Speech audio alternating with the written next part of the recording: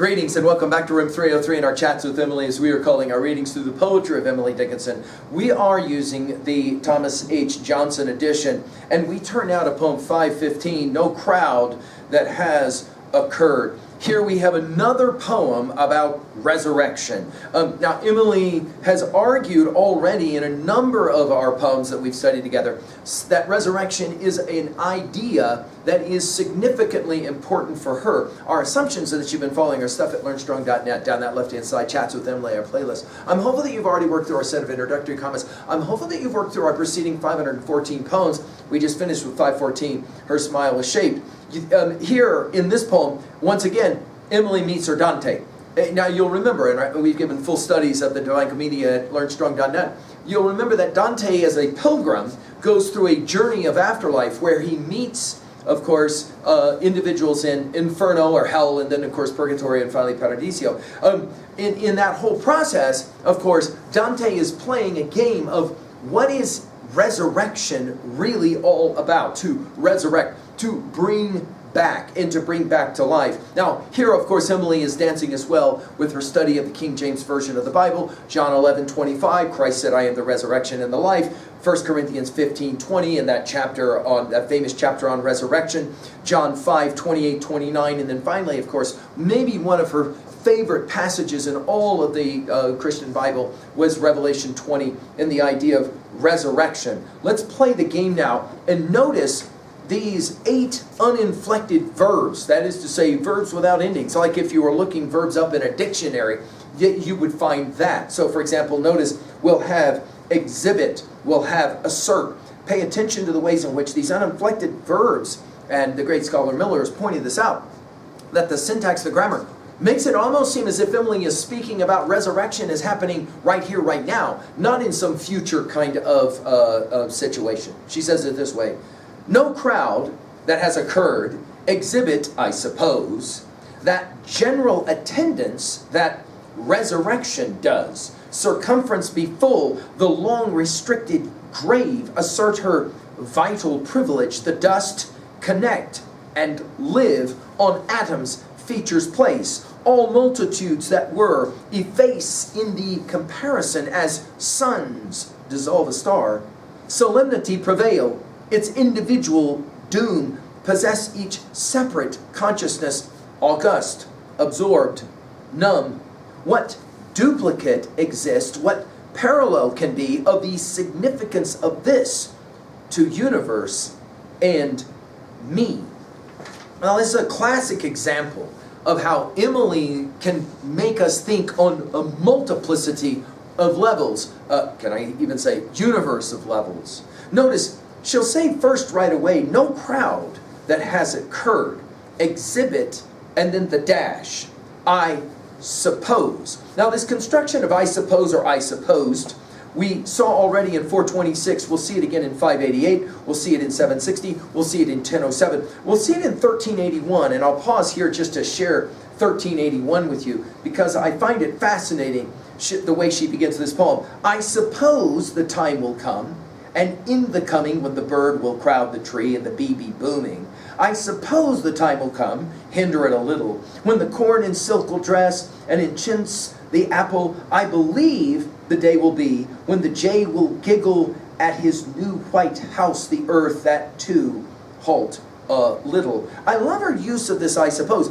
One of the reasons, guys, we called our series Chats with Emily is that Emily's voice in these poems is often like this. I wonder, I suppose, what is it that she will say, acres of perhaps in 696.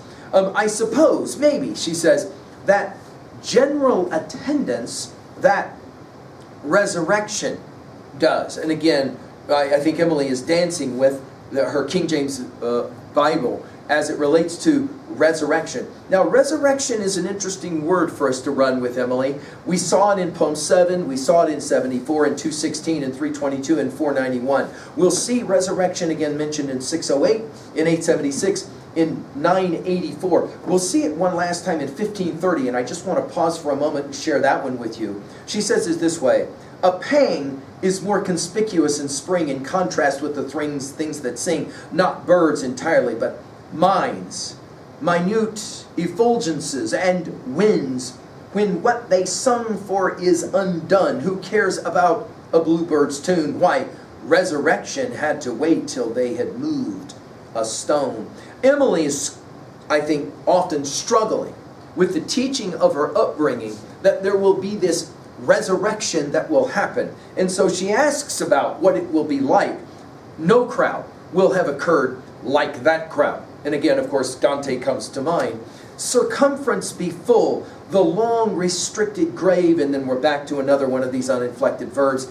Assert her privilege, the dust, connect and live. Only Emily would be able to say about resurrection, the dust, connect and live. In other words, the reassembling of the body. Will there be a bodily resurrection? Again, Emily's study of 1 Corinthians 15, I think, informs much of this. On Adam's features place, all multitudes that were efface in the comparison. And then an interesting simile, as suns dissolve a star.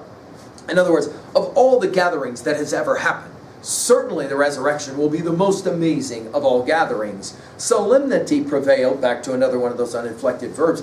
It's individual doom. We'll get to the me of the last word of this poem in the individual. Individual doom. Possess, we're back to, again, the verb. Possess each separate consciousness. And then Emily and her trinities. We've seen this so regularly, often with the separation of the dash. August, that circumference, that resurrection moment will be, that crowd. August, absorbed, numb. It is interesting that she moves to the word numb last. In other words, beyond any kind of feeling, maybe. And then two whats. What? Duplicate, dash, exist, dash. In other words, there's no crowd like that. You can't duplicate a crowd like that. What parallel can be? Emily likes, no pun intended with parallel, she likes to play that game, almost a biblical resonance of saying the same thing twice, right? What, she says, parallel can be of the significance of this to universe, dash, and me. Now, I think the point here is that Emily is saying that the notion of resurrection is going to be an amazing thing for the whole crowd. But then she wonders, I wonder what it'll be like for me. Emily, maybe the skeptic, asking about this topic. I think at 2a, the point here is that the very idea of resurrection is not only mind-blowing, but I think for Emily, it's an idea that is ongoing. In other words, you can go through resurrections before you even die to come back. Of course, we think of the phoenix bird itself as an exemplar of that. At 2b, we mentioned, of course, the uninflected verbs that somehow make this poem seem like the resurrection is now, temporal, now, not something happening always in the future. At 3a, well, again, all of the resurrection poems of Emily that we listed are quite remarkable, especially that 1530 passage.